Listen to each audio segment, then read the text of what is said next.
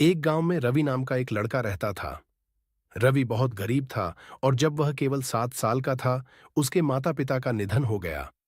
उसके पिता ने गांव के साहूकार हरि सेठ से बहुत कर्ज लिया था, जो अब रवि से पैसे वापस मांग रहा था। देख रवि, तेरे पिता बिना कर्ज चुकाए चले गए। अब ये कर्ज तुझे चुकाना होगा, हरि सेठ ने कहा। रवि ने बेबस होकर उत्तर दिया, सेठ जी, मेरे पास कुछ भी नहीं है, मैं कैसे चुका सकता हूं? हरि सेठ ने क्रूरता से कहा, तो फिर तुझे मेरे खेतों में मजदूरी करनी होगी। पैसे नहीं दूंगा, लेकिन जब तक कर्ज पूरा नहीं हो जाता तुझे काम करना पड़ेगा। रवि मजबूर था।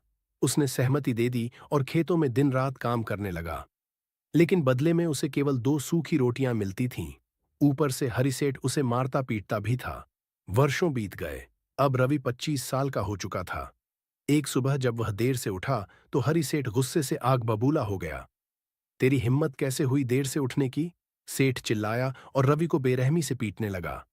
आज रवि ने ठान लिया कि वह अब और नहीं सहन करेगा। उसने सेठ की ओर देखा और कहा, बस बहुत हुआ, मैं अब आपके लिए काम नहीं करूंगा। वह गांव छोड़कर भाग निकला, बिना किसी मंजिल के बस भागता रहा। चलते चलते वह एक घने जंगल में पहुंचा। वह एक पेड़ के नीचे बैठकर रोने लगा। तभी जंगल में उसे एक गाय दिखी। जब वह गाय के पास गया तो गाय भी उससे डरकर भाग गई। राघव बहुत उदास हो गया। फिर उसने आगे चलने का फैसला किया। रवि ने जब सामने देखा तो एक साधु बैठे थे। साधु मुस्कुराए और बोले, बेटा, तुम बहुत परेशान लग रहे हो, आओ मेरे पास बैठो। रवि ने साधु को अपनी पूरी कहानी सुना दी। साधु ने उसे कुछ फल खाने को दिए और फिर उसका हाथ देखकर बोले, बेटा, तुम्हारी किस्मत बदलने वाली है, लेकिन तुम्हें साहस रखना होगा। रवि ने साधु को प्रणाम किया और आगे बढ़ने लगा। जंगल से निकलते ही उसे एक नया गांव दिखाई दिया। वहां एक मोहनलाल नाम के बुजुर्ग की मिठाई की दुकान थी। रवि ने मोहनलाल से पूछा, क्या मुझे कुछ काम मिल सकता है? बस रात बिताने की जगह चाहिए। मोहनलाल बोले, बिल्कुल, तुम मेरी मदद करो, मैं तुम्हें जगह भी दूंगा और खाना भी। रवि ईमानदारी से काम करने लगा। मोहनलाल ने उसे अपने बेटे समीर से मिलवाया। हालांकि समीर को रवि पसंद नहीं आया, लेकिन मोहनलाल उसे अपना बेटा मानने लगे। मोहनलाल रवि को अपने बेटे समीर की तरह ही समझने लगे। इससे समीर को बहुत जलन होने लगी। अगले दिन राजमहल से खबर आई कि राजा अपनी बेटी के लिए एक वर खोज रहे हैं।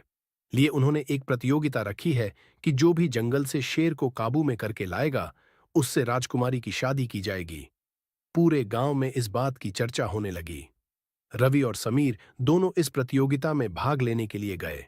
समीर जब जंगल में गया तो पहले तो आत्मविश्वास से भरा था, लेकिन जब शेर सामने आ गया तो वह भाग गया।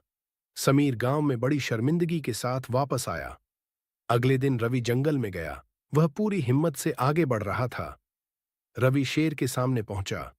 शेर ने उससे पूछा, तुम यहां क्या लेने आए हो?